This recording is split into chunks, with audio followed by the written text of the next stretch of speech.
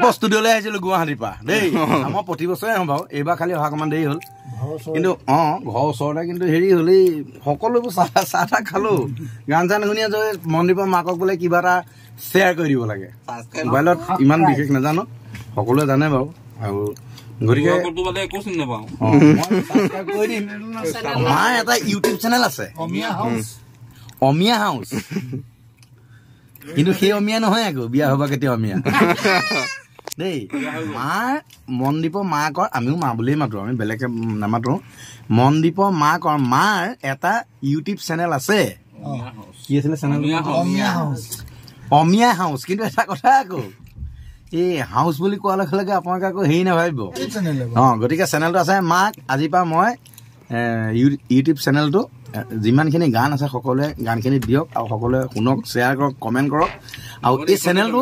যিমান বহল হৈ আছে আজিৰ পৰা আৰু বহল হওক পিঠা পনা বনোৱা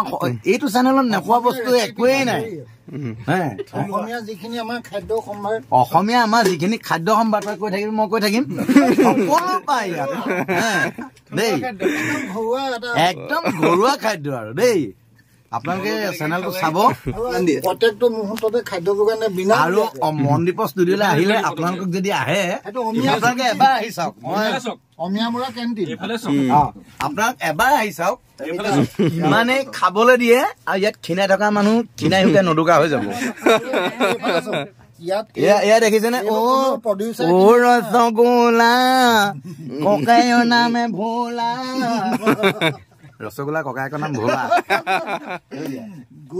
গতিকে চেনেলটো ভাল হৈছে মোক আজি আহি পাওঁতে ক'লে মায়ে কৈছে মোৰ চেনেল এটা আছে নহয় তুমি কিবা এটা হেৰি কৰি ধুনীয়াকে দিবা কি আছিলে কি হাউচ অমিয়া হাউচ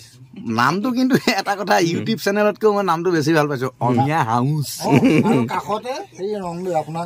আৰু এয়া মোৰ ঘৰৰ ওচৰ আলহী এয়া অমিয়া হাউচ মা আৰু অমিয়া হোম আৰু সকলো এতিয়া যিমান মানুহ আছে অসমৰ বিশেষকে আমাৰ ইয়াততো সকলো অসমৰ বিভিন্ন জেগাৰ মানুহ আছে লখিমপুৰ মানুহ আছে আমি সকলো এটা এই চেনেলটো হয় ডাঙৰকে মই প্ৰথম মাৰি লওঁ তাৰপৰা তোমালোকে